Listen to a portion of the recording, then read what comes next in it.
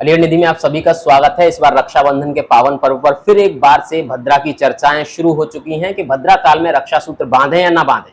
सभी गृहस्थ इस बात को लेकर चिंतित हैं, परेशान हैं कि रक्षाबंधन पर आखिरकार रक्षाबंधन का उत्सव वो कैसे मना पाएंगे, अपने भाइयों को बहनें कैसे रक्षा सूत्र बांध पाएंगी, किस समय रक्षा सूत्र बांधना है।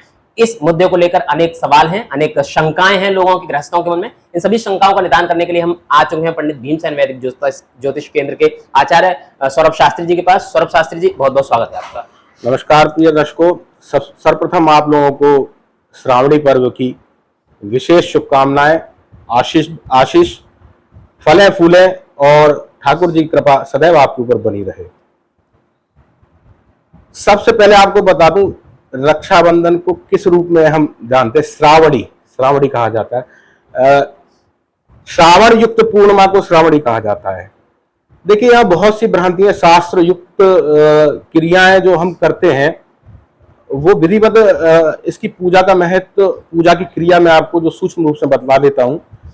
इसमें गंगा स्नान, उसके उपरांत तर्पण इत्यादि और ऋषि पूजन का महत्व है।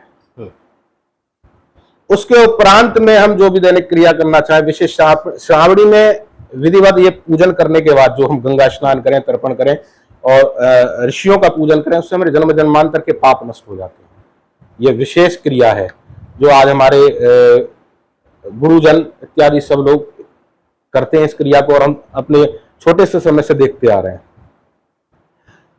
तो विधिवत तो श्रावणी की ये पूजा मानी जाती है। अब बहुत सी भ्रांतियां हैं व्यक्तियों के, तो उसका मैं विस्तृत रूप से तो नहीं कह सकता, परंतु जो माता बहनाओं के मन में भ्रांति है, शुभ कार्य कब करें, कैसे करें, और भद्रा के विषय में है विशेष।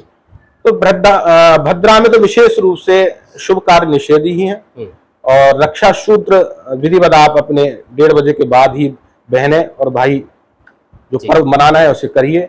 पर हम लोगों की दृष्टि में जो पर्व श्रावणी का मनाया जाता है वो विशेष रूप से गंगा स्नान, तर्पण और ऋषियों का पूजन का महत्व होता है इसमें। तो वो ऐसा कहीं हमें गुरुमुख से सुनने को नहीं मिला कि गंगा स्नान करने में भद्रा देखा जाए। ठीक है, जो गुरुमुख से मैंने सुना है। तो गंगा स्नान एक नित्य क्रिया में आ गया। ठीक है, तो यहाँ मैं कोई टीका टिप्पणी नहीं करना चाहूंगा। विशेष रूप से भद्रा में सभी लोग, भाई बहन, विशेष रूप से राखी बांधने से बचें, और 1:30 बजे के उपरांत में विधिवत अपना जब भद्रा समाप्त हो जाए, जब विधिवत रक्षाबंधन का पर्व।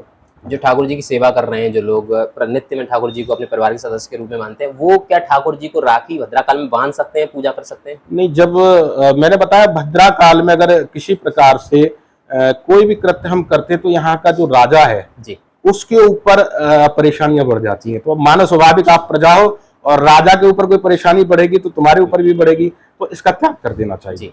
तो हमें ठाकुर जी को राखी भी 1:30 बजे के बाद बांधनी। तो बिल्कुल, बहुत बहुत धन्यवाद आचार्य जी जानकारी देने के लिए, क्योंकि भद्रा काल को लेकर काफी लोगों के मन में संशय था कि हमें भद्रा काल में रक्षाबंधन करना है या नहीं करना है। जो प्रातः की जो पूजा होती है, पूजा के बाद हम ठाकुर जी को ठाकुर जी को भी भद्रा काल से अलग रख के राखी बांधे।